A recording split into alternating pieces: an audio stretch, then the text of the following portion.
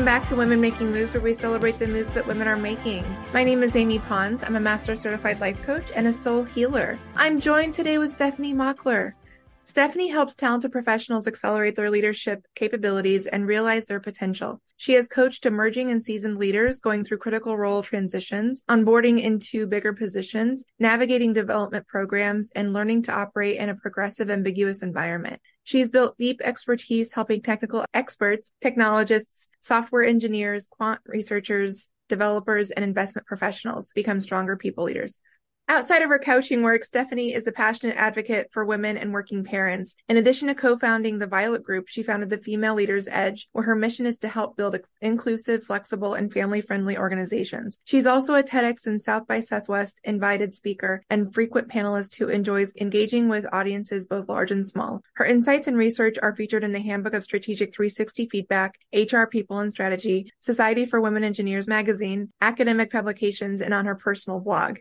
Stefanie lives with her high school sweetheart, their college-aged son, and two beloved puggles in Northwest Indiana. In her free time, she enjoys exploring the world, trying new restaurants, hiking the dunes, soaking up new information in just about every domain, and losing herself in a great Netflix show. Stefanie, welcome.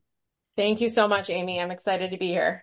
Thanks for sharing my bio. It's pretty long, I know. No, it's amazing. It makes me chuckle halfway through that I didn't realize I had my glasses on. I was like struggling to read something. That was really fun. And a couple of things from your bio. Okay, so the Dunes, that makes me think of Napoleon Dynamite. Have you seen that movie? I have. It's been many years, but I've definitely seen Napoleon Dynamite. Yes, I remember the chapstick line fondly. And the grandma goes to the dunes all the time. And I don't know if there's the same. Probably. It's the Indiana dunes. They're all around Lake Michigan. There's hiking. I don't know. Now I need to find out, but I'm not sure. I've never heard that before. That's what I thought of. And then the other thing I thought of, and I don't know if it's on Netflix, but Lessons in Chemistry. So I read that book first and absolutely fell in love with the main character. And that was one of those books that I did not want it to end. I wanted to just keep following along on her journey for as long as possible. And the book ended, and the show is just as good, honestly.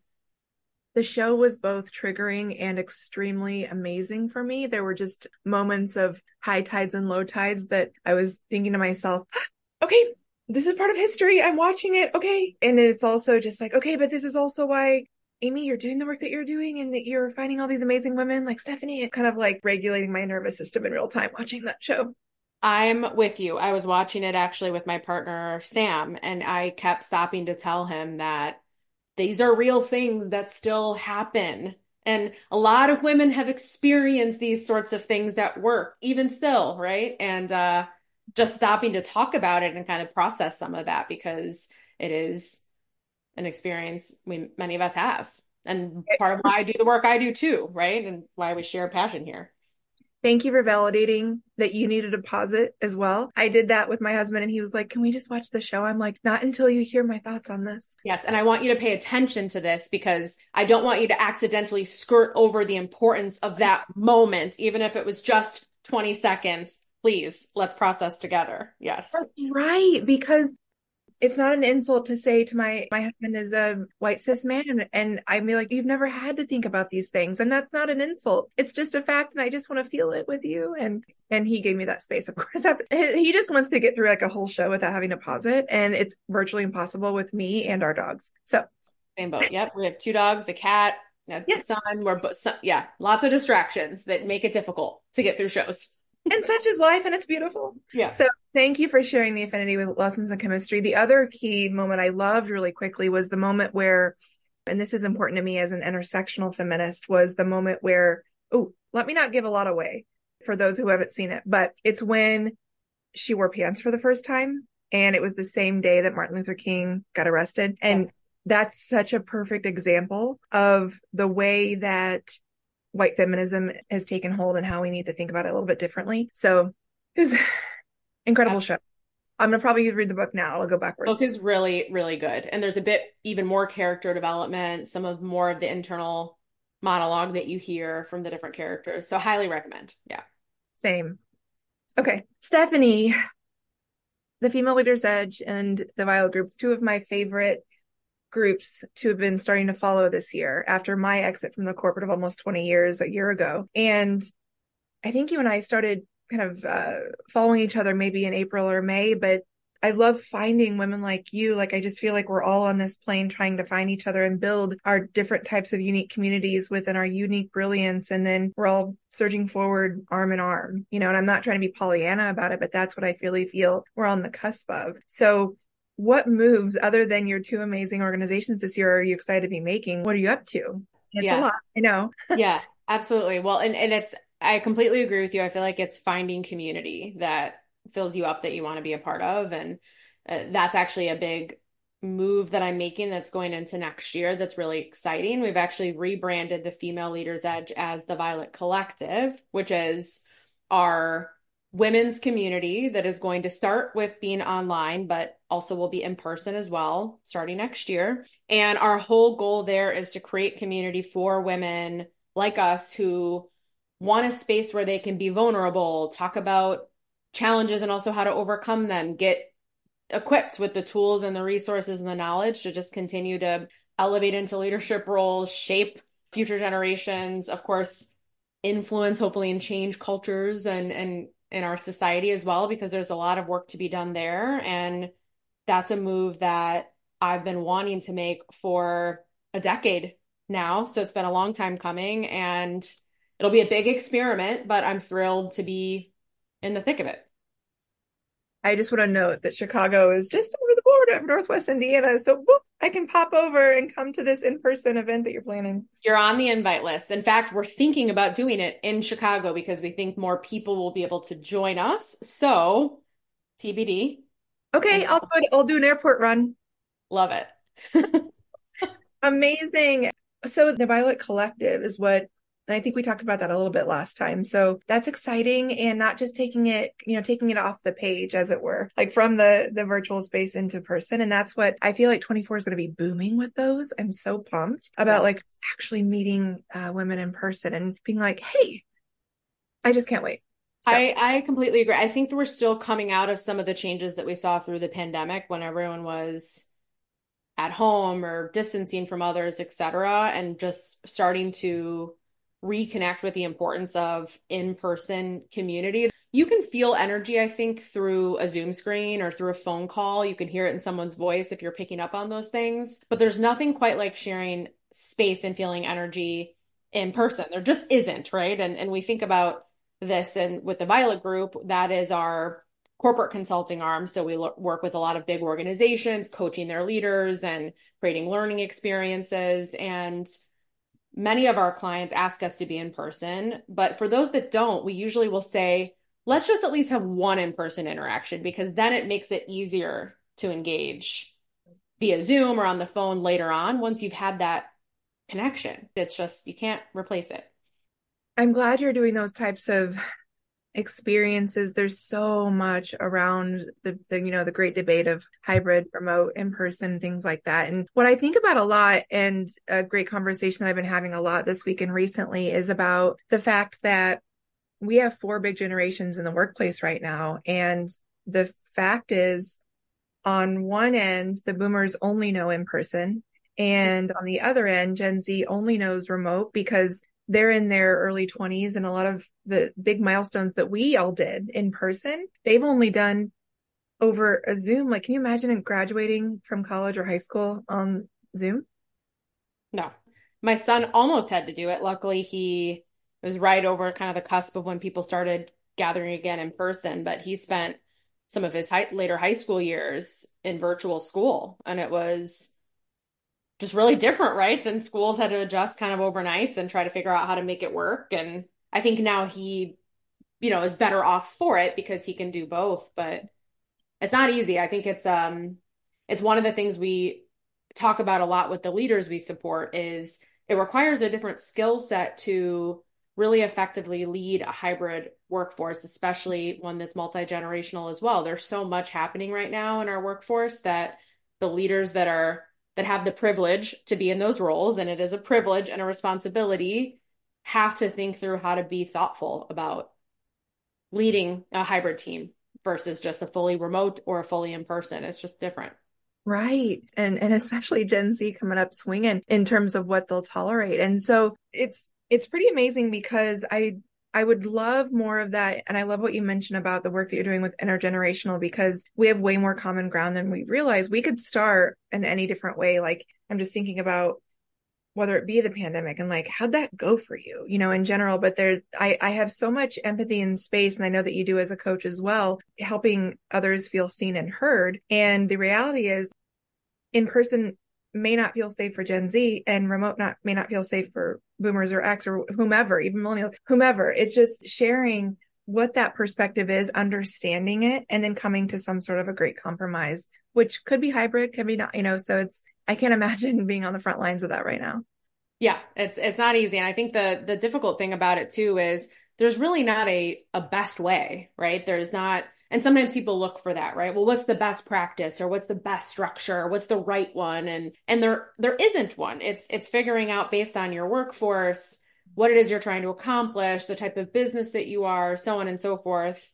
How should your business and team be structured for not just optimal performance, but also so that people can thrive and feel supported and integrate their lives however they want. And it's interesting because the research actually does not support that there are any generational differences. It's really about, to your point, recognizing when you have that conflict and you think that it's based on a generation, that actually, if you zoom out, it's just a difference in preference or a difference in experience, but that there's actually more that we share that we can tap into than is different. But sometimes people get stuck on that, right? That, well, that generation doesn't understand me because X, Y, or Z, when in reality, it's a difference in preference and experience, just like different personalities, different needs for work-life separation, different needs for anything, right? There's so many buckets we could consider there. I would love to have just such a transparent conversation when there is conflict or butting heads. It's like, where's that coming from? And let's understand it more rather than having a judgment. There's not a lot of safe space in my experience in the workplace to have those really honest conversations. So I love that you're in there. It sounds like you're creating those. You also mentioned best practice or thrive. What are the best practices after surviving a pandemic? None of us on this earth know what that means. No. Well, we also don't know what it meant to thrive through the pandemic or to survive through the pandemic, right? Everyone was just flying by the seat of their pants and trying to make the best of what they had and make the best decisions with the limited information that we had. I think one of the things that I thought was so interesting through the pandemic was a lot of leaders kind of came out swinging, right? Like, we know the right way here. We know what the best approach is. And no, you don't, because you've not been through this before. You might have some similar experiences to draw from that, you might have some transferable skill or insight that you can apply here. You have some information, but we're all kind of in the same boat through this uncertainty, and no one really knows what the best path forward is. And I think if we can keep building that momentum, that one of the beautiful things about that was it caused people to learn to be more vulnerable, leaders to be able to say, I don't know, but I'm going to find out, or I'm not sure, but I'll keep you updated and I'll communicate as things change and progress, right? Those sorts of leadership behaviors that are so impactful. I think people started to become more comfortable with that during the pandemic, some who are open to it. And I certainly hope that continues. And I'm coaching people in that direction, but we'll see. Right. And I like to think of it as like it was a record scratch moment for all of us. And it meant something different for all of us. For me, it was bye, corporate America. For others, it was like, okay, let's pivot into something else. And to your point, what I saw is it allowed for vulnerability, not just toward others, but toward yourself. Yes. We had a lot of time to think about everything in our lives sitting at home. And for the first 3 months, the novelty of it, I was ordering from Goldbelly all over the world, food everywhere. And just kind of, I don't know, it felt like a big slumber party because I was never leaving home. And I was like, oh, wait a second. Okay, let me think more about this a little bit. Yeah. Yeah. This is where the beautiful world of coaching comes in, because there's not one way or one answer or one body of people to go to. And a big part of my coaching is helping go in. What is your unique brilliance? And let's bring that out and let's start talking about that. Which brings me to a post that you recently made on LinkedIn a couple days ago. And we're both coaches and we are doing so many great things and that we need more coaches.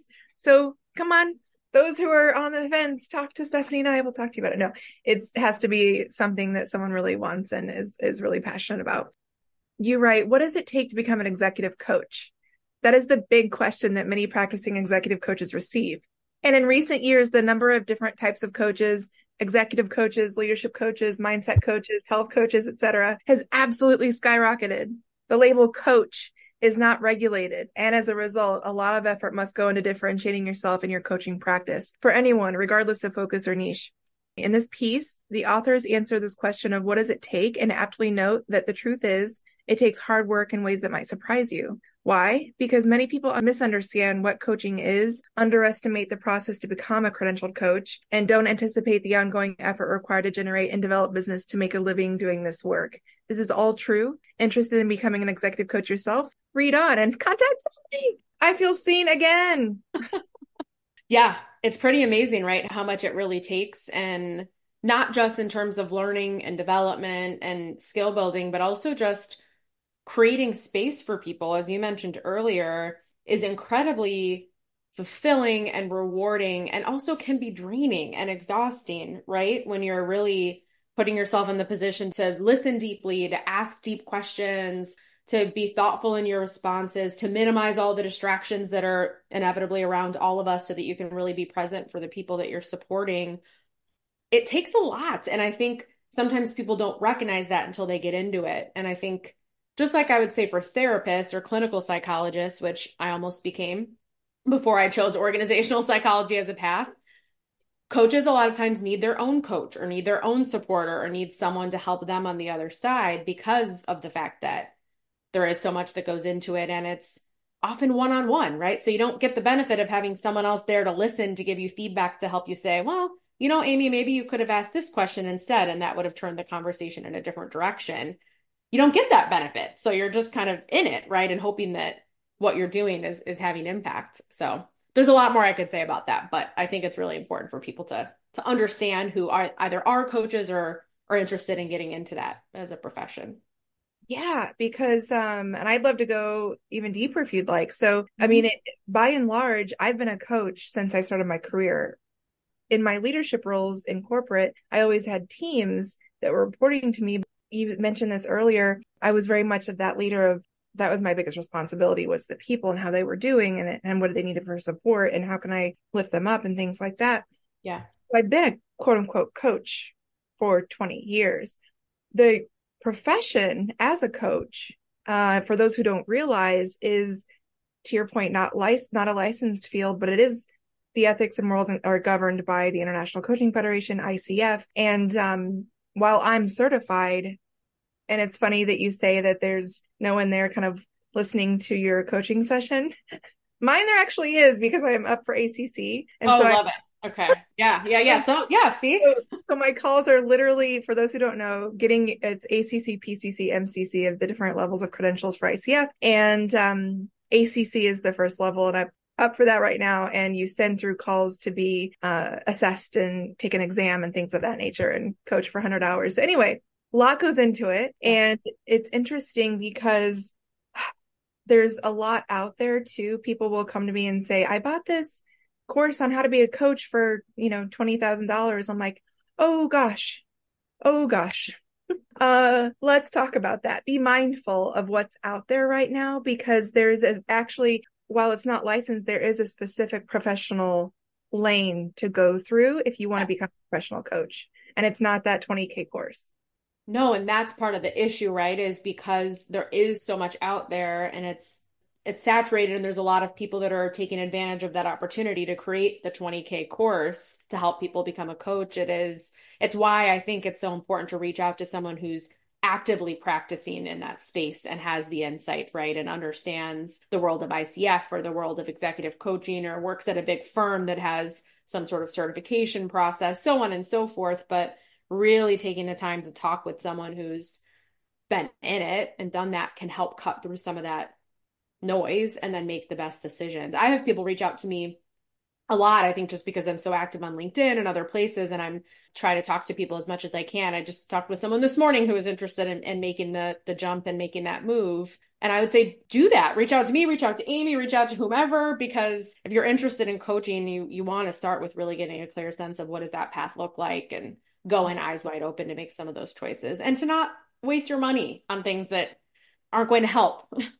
Also, awesome if they're a coach and, if they're successful at it, but it's really hard to bottle it in a way that's like a copy paste. And for me, that's one big reason why I left corporate is I didn't want to copy paste anymore. I really wanted to amplify and celebrate someone's unique brilliance. So now when I say that, there are a lot of different certification programs out there. Make sure they're accredited by ICF when you become certified and head toward your hours, etc. Again, a lot of detail. Yeah. Stefanie, are you, which level are you at? See, I'm not certified. I got my Ph.D. in organizational psychology. That was essentially my training ground. And then Yeah. I spent 10 years at a Chicago-based consulting firm learning under really seasoned executive coaches who had been in the industry for many years. We had clinical psychologists, coaches who were ICF certified, and then organizational psychologists as well that were all learning together and building a coaching practice together. So even my experience is a bit different, right, than yours would be or others, which just reinforces what you said, that, each journey is a bit different in terms of how you build that coaching practice. And for me, the body that I look to is really the American Psychological Association. That's where my Ph.D. in organizational psychology, we have a division and a chapter in the APA more broadly. So their code of ethics, their code of conduct is really what I've always looked to as some of my guiding principles. And I love that. That's really the core of whether you go with ICF or API is amazing. I would actually have a hunch when coaching becomes a licensed field, I have a hunch that it'll go in the APA route, like, the way that you did. We'll see. Yeah, there is for anyone who would be interested, there's the division that I'm a part of. I'm a part of a couple different divisions, but there's also the Society of Consulting Psychology. They've thought about rebranding to Society of Coaching and Consulting Psychology, which maybe that happens down the line. But that's where you can go to find a lot of really high quality seasoned coaches who are certified or have PhDs in this field. I've learned a ton from that organization as well through the years. Yeah. I've gone back and forth with, do I go after the professional? I love being certified, but, the ACC. And the thing about it is one of the things that I've been noodling about is I would love to at some point go back into the corporate space on a freelance basis to coach ERGs, employee resource groups. I think that would be a lot of fun. And I think that, again, a lot of corporations would have that criteria of either being organizational psychologist or, a professional ACC. So yeah, I think in my experience with my clients, that's absolutely spot on, that they either a client is looking for the certification from the ICF or something similar, or a PhD in a field of psychology can often fit that box as well. It's one or the other. One of the things that caught me about your post was, why do we think so many people are emerging as wanting to be a coach? And I certainly have thoughts on my own, but why do you think, instead of the line, people will be like, well, there's bad actors and everybody's a coach and all of this kind of thing. Why do we think there's so many people wanting to do this?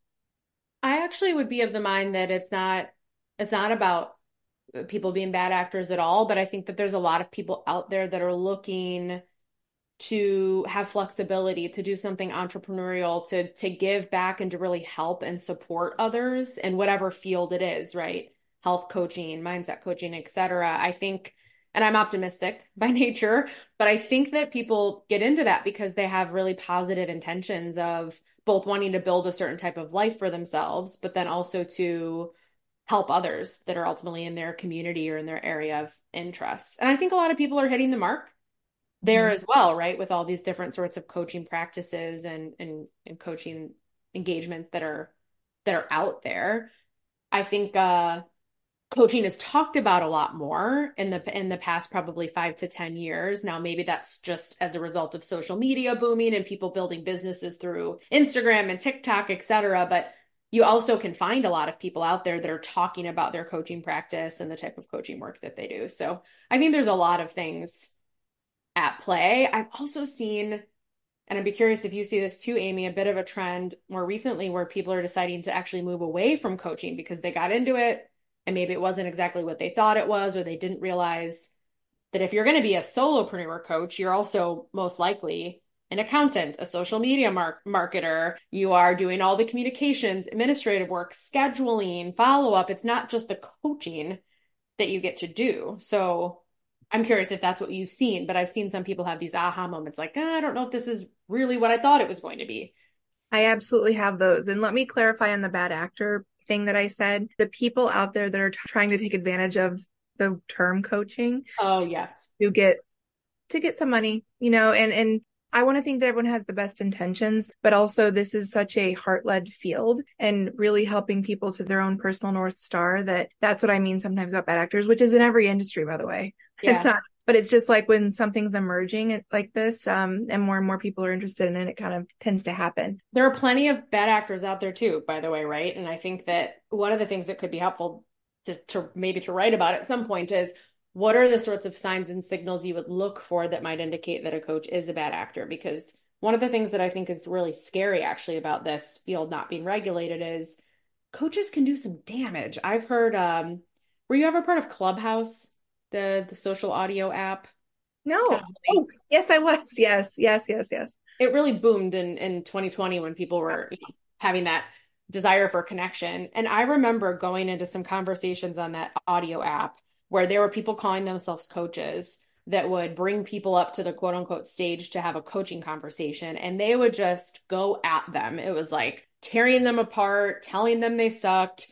What you're doing is not the right approach. Like nothing that you would do if you've been trained as a coach or you've, studied under real coaches. And then it would be followed up with, and if you want more of this, $10,000 and you could spend, 3 hours with me or something. And I just remember being like, oh my gosh. And how many people out there are like that? I'm sure a lot. And then if you don't know what a coach should be doing or what that experience should be like, you might think that's what it is. Like maybe the coach is supposed to break me down to build me up, right? I don't know, but it's scary.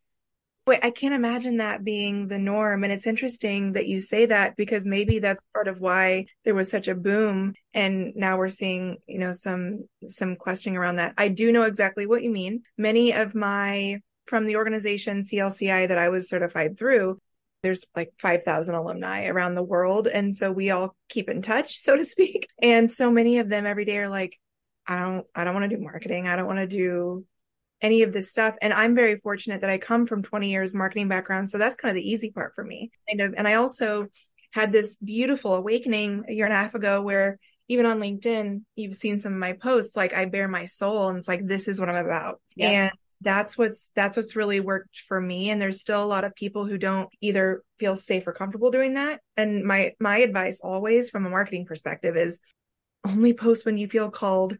Only go on platforms that you really resonate with. If you feel forced that you have to do all of these things, you're going to drain yourself and it's going to show up in the voice that you put out there, the energy that you put out there. You're not doing anything wrong, It's just you're forcing something. And that's where the energy kind of gets imbalanced. So I actually offer coaching for other coaches that relates to marketing and getting that stuff up and running for them because I know how hard it can be when like you just want to coach. But then it's like running a business.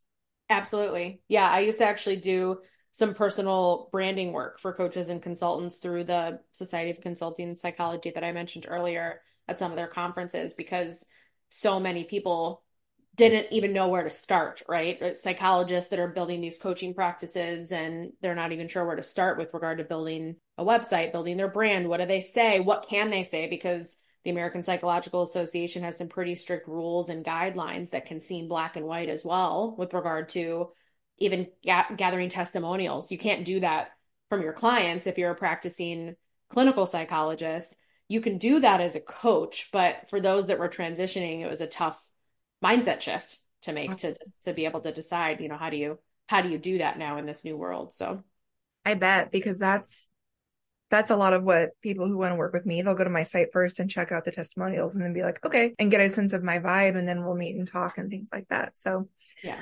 net, to use a fun corporate term, net on this post, talk to Stefanie, talk to me, anybody who is in the APA or organizational psychology or in the professional coaching space, just get as much information as you can before you jump in, because it is a lot to know and it's also beautiful. So this next question could be in the vein of coaching, or it could be something else that you want to talk about. But as it relates to your work, whether it be coaching with individual clients, with companies, but also Female Leaders Edge, becoming the Violet Collective, what would you say to someone that really gets your work and is really passionate like me? Like I'm like, yes, more always. And then also someone who might not get it. And how would you share, does that conversation look similar? Or do you even entertain conversations of people who don't understand why, as women, we need more support and more amplification for all the great things we're doing, and trying to, for me, creating the balance with the divine feminine and divine masculine as we go forward? Yeah. I think I'll address the latter part first around how do I address this with people who maybe aren't bought in or aren't, maybe are naysayers. And I would say always try to tackle it, because I strongly believe that we should kind of lean into those moments when people don't necessarily see the value of our work or they don't understand what we're doing, and use it as an opportunity to create some dialogue. Now, are people actually going to be convinced? I don't really care, right? I'm not trying to necessarily change their mind or change the outcome, but I do like to engage in that conversation. That's motivating to me. I'm competitive. I want to kind of engage. I want to understand too, where is that coming from?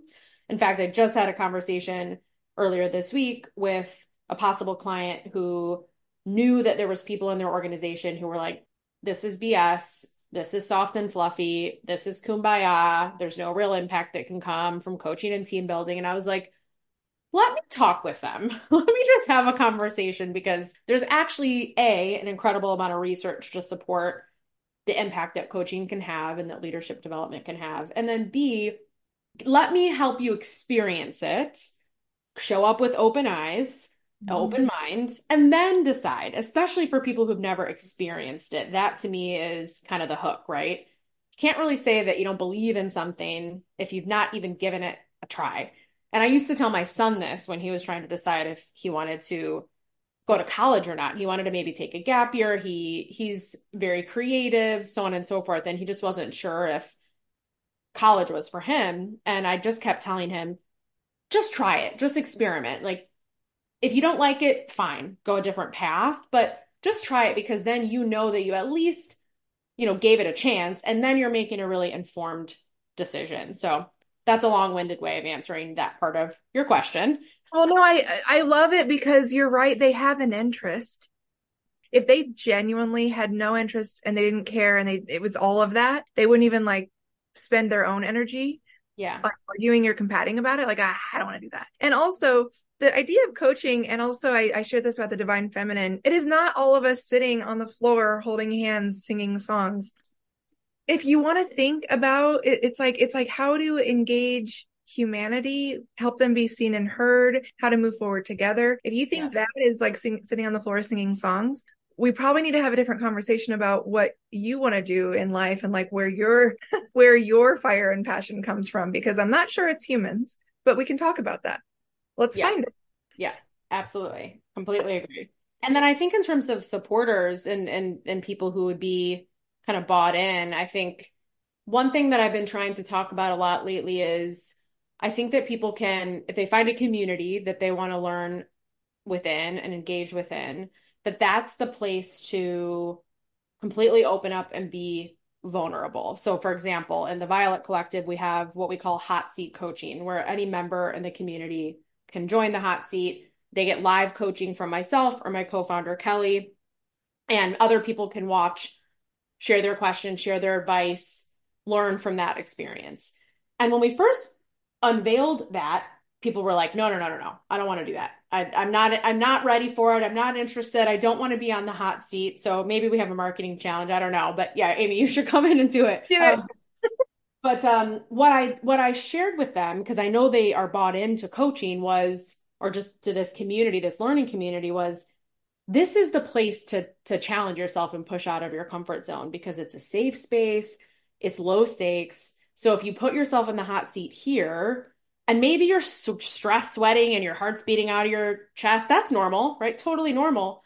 But then you'll get better at it and more effective. So then the moments that are higher stakes for you, you're going to be more equipped to deal with them because you just put yourself, in this uncomfortable position in a safe environment, a collaborative environment. So that's what I'm trying to really push for people who are bought into the work, but are maybe trying to figure out, where do they fit, right? Is it one-on-one, or are they willing to be in more of that hot seat environment? And how do I get into this community? I will send you a link. It's not open yet to the world. It opens in January. So we've been beta testing for a couple of months. So these are our beta testers. We're ironing out all the kinks and building out our content. And then anyone can join. It's a membership community. We'll have monthly or annual memberships starting January 2024. I love it. That's me as a solopreneur, a woman, an intersectional feminist, a coach, all the things that's what I want in a collective, is like a group that I feel safe in. And when I'm in that hot seat, I can show up unabashedly me. There's no judgment. It's actually, I want every single woman to be earning the generational wealth that they deserve. So let's do that. Let's make sure we all can do that together. So that's pretty beautiful. I can't wait. Where do we find you? So you can find me all over social media. You can find me, my personal Instagram that's public is at Stefanie Mockler. It's Stefanie. I share a lot about just my life, behind the scenes business, kind of what I'm up to there.